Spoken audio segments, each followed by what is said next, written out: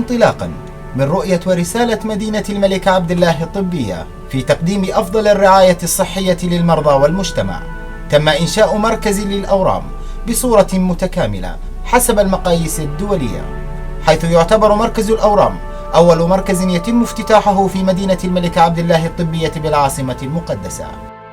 وحرصت على استقطاب أفضل الكفاءات الطبية العالمية من ذوي الخبرات في مجال الأورام، وحيث أن التشخيص يتطلب كفاءات عالية يتم بتكوين لجان للتخصصات المرتبطة مثل الباطنية والجراحة والأشعة العلاجية والمختبرات، والتي من شأنها وضع خطة علاجية موحدة وشاملة لكل مريض. وفي بعض حالات الأورام الاستثنائية أو النادرة أو المعقدة والتي يتطلب علاجها تشكيل خبرات عالية، فقد قام المركز بتشكيل لجنة تحت مسمى تيومر بورد، وهي لجنة الأورام المفتوحة لمناقشة الحالة ضمن كادر طبي عالي المستوى، مع وضع خطة علاجية مناسبة. يضم مركز الأورام بمدينة الملك عبد الله الطبية بالعاصمة المقدسة عدة أقسام: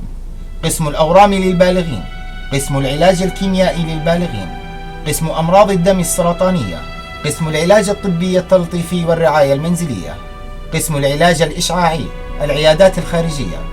حيث تضم 10 عيادات مجهزة بأحدث الأجهزة الطبية وسبل الراحة للمرضى وعائلاتهم،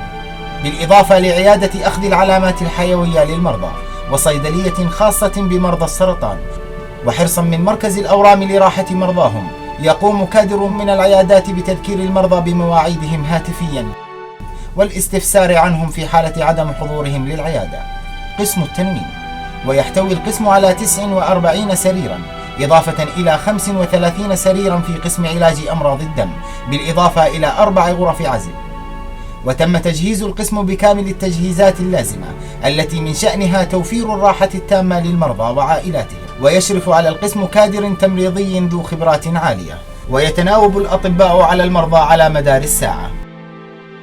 قسم العلاج الكيميائي، ويتكون هذا القسم من 12 غرفة مجهزة بأحدث أجهزة المراقبة، وتحتوي على 17 سريرا وكراسي مخصصة لإعطاء العلاج الكيميائي، كما يحتوي أيضا على غرفة خاصة لتحضير العلاج الكيميائي، وهي تختص بخدمة مرضى الأورام، حيث يتم تحضير أدوية الأورام بعناية فائقة ومحاذير متبعة عند تحضيرها. كما وفر القسم صيدلية خاصة بمرضى الأورام ليتم خدمتهم بأرقى سبل الراحة لهم ولعائلاتهم.